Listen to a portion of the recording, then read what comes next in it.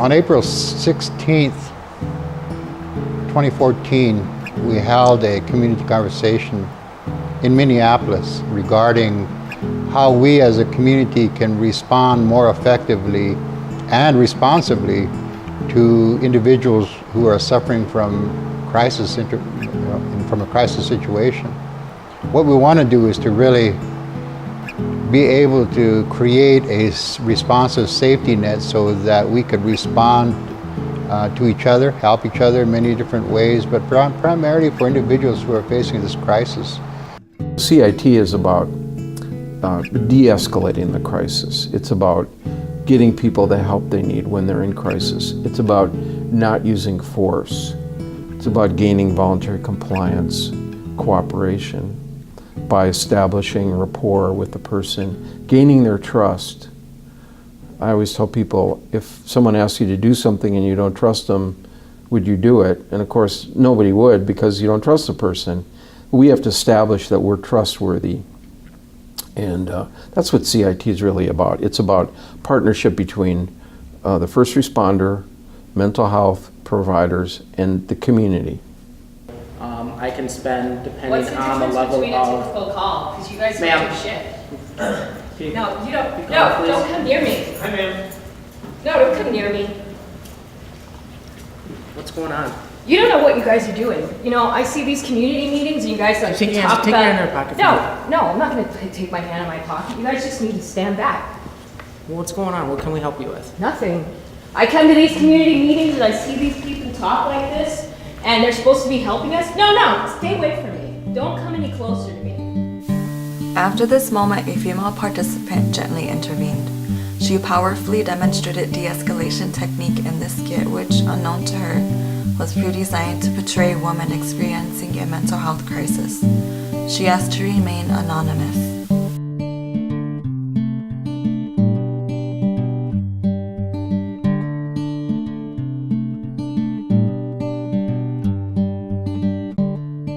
What I don't know is what constitutes a crisis.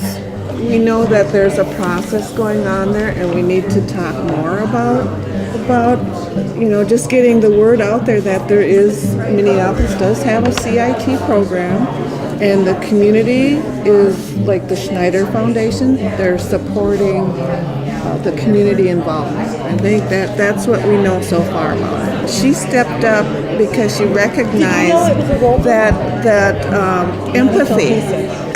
And she empathized with that person. I think that was what was important. And I could feel that as a Native, that she was addressing her as a Native, and not as more like, not counseling either, but just saying, I know like what you're doing. Yeah, exactly. So a lot of it's teamwork. And many people, trained or untrained, can be absolutely key role players in situations like this. Sometimes the stigma with mental illness, how do you alleviate that? And that's with this here. You know, all the stakeholders coming involved, recognizing each other, getting to know each other and know that, we can help each other, cooperate. We're not trying to compete against each other.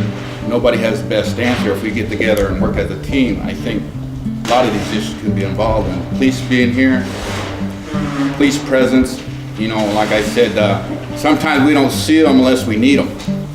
And when they're out like this, well, that forms that bridge of communication, and that's huge.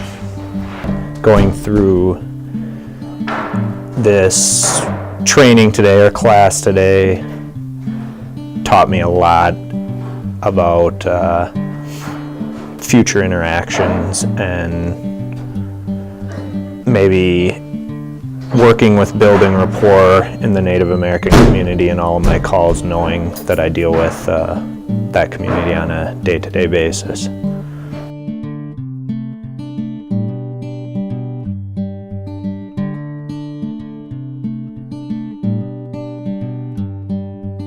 The goals are to train the first responders so that they understand what mental health crisis is.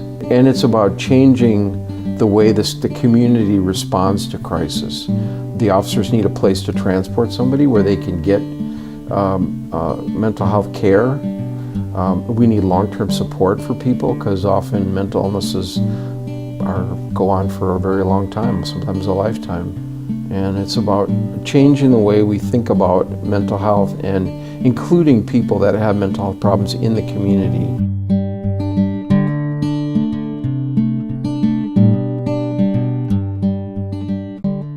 So we are in a crisis. And this is something that is needed, drastically needed here.